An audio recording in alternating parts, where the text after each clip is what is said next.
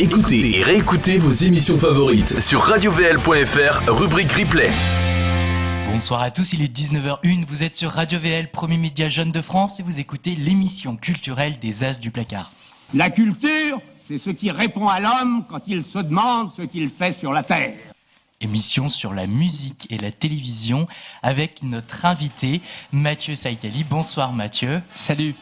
Donc Mathieu, tu es le vainqueur 2014 de l'émission diffusée sur D8 de Nouvelle Star. C'est bien ça. Et tu participes donc à cette émission. Tu vas nous parler donc de ta passion, la musique, en tant que musicien, chanteur, interprète.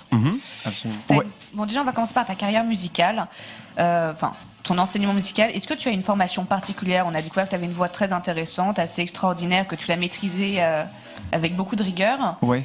Tu as suivi un enseignement musical particulier Pour mon chant, pas du tout. J'ai fait juste. C'est ma 11e année de guitare là, mais au niveau du chant, j'ai juste fait de la chorale un an quand j'avais 6 ans ou 7 ans. Mais j'ai jamais pris de cours. J'ai juste chanté beaucoup et c'est à partir du moment où j'ai eu un micro pour faire mes vidéos YouTube là dont je te parlais. Et à partir de là, j'ai entendu tous les défauts de ma voix. En fait, ça fait aucun cadeau quand t'as un truc qui est de bonne qualité. Et à chanter pour corriger tout ça. J'ai un peu affiné le truc. Mais bon, il y a toujours plein de défauts, mais ça devenait audible. Tu as quelqu'un pour te coacher ou tu le fais vraiment tout seul? Non, j'ai vraiment appris tout seul. À Nouvelle Star, on avait une coach vocale, Hélène Bowie, que je salue, si jamais elle écoute ça. Mais en dehors de ça, non, on n'a pas de coach. Et là, maintenant, j'en ai plus. Mais ça me va très bien. Et tu joues aussi de certains instruments, parce que dans tes vidéos, j'ai vu que tu as des vidéos où tu fais la partie guitare, la harpe celtique. Ouais. Tu joues original, de ça. Quels instruments? Tu as eu des formations?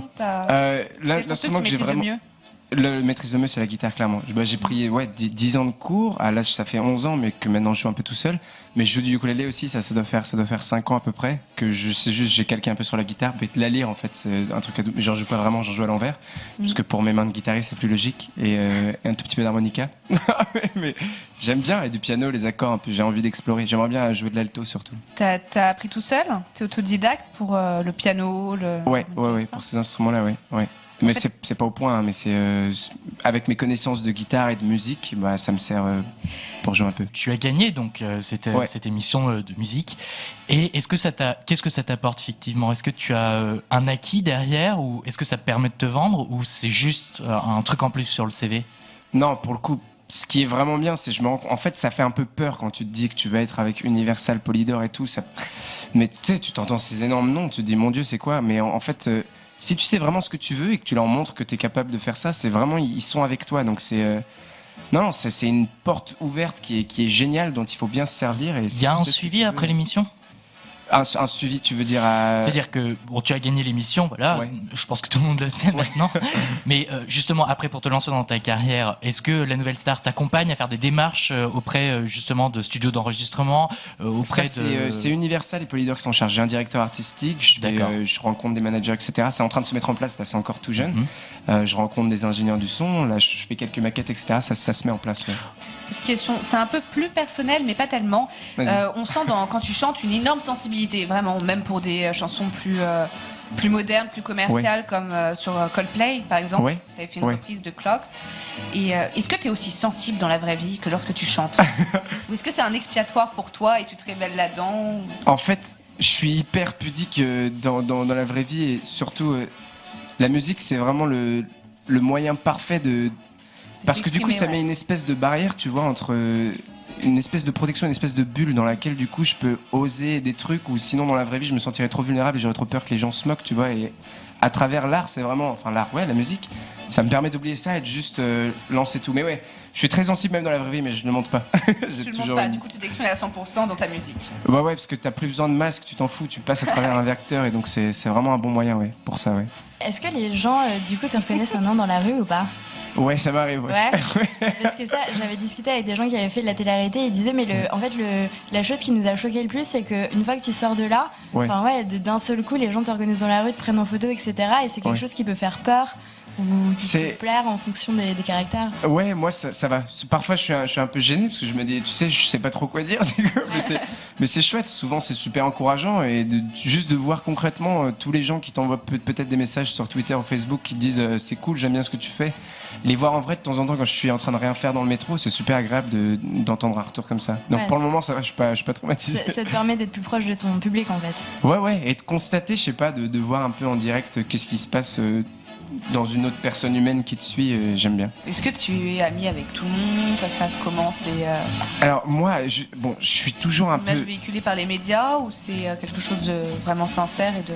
Avec certains candidats, c'est carrément sincère et je pense à des gens comme Alvaro, Pauline, même Ezra que j'ai vu une semaine ou Julie, etc. C'est vraiment, c'est vraiment pas hypocrite quoi. Et même Isolde que j'aime beaucoup, mais bon avec Isolde parfois on se chamaille un peu parce qu'on aime bien, mais non c'est vraiment pas faux quand tu passes autant de temps avec des gens comme ça qui ont un truc particulier parce que ils sont pas là pour rien quand même si avec tous les défauts qu'ils ont. Non c'est vrai.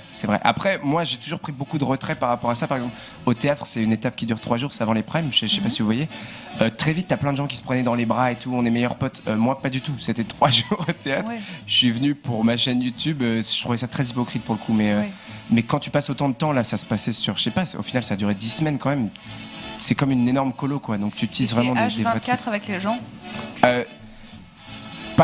Ouais, parfois oui. Ouais. Enfin après, parfois on a des répètes, donc on est seul, mais oui, tu vis avec eux.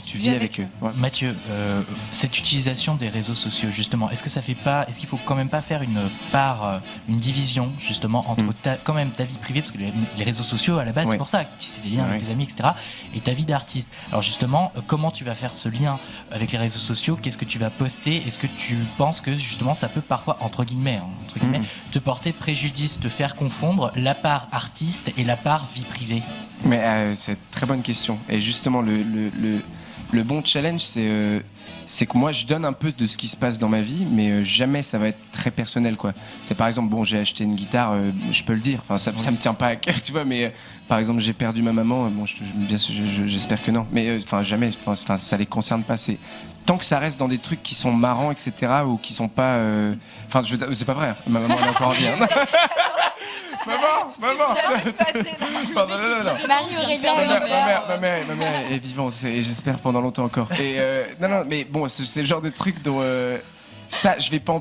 Il y a une limite justement, et ça va jamais. T'arrives vraiment à l'avoir. Trop envahissant. Ouais. Et moi justement, il faut que ça soit voilà. Il y a une limite à pas dépasser, et je suis très vigilant par rapport à ça parce que du coup très rapidement, et même il faut garder du mystère quand t'as la prétention d'être un artiste, sinon.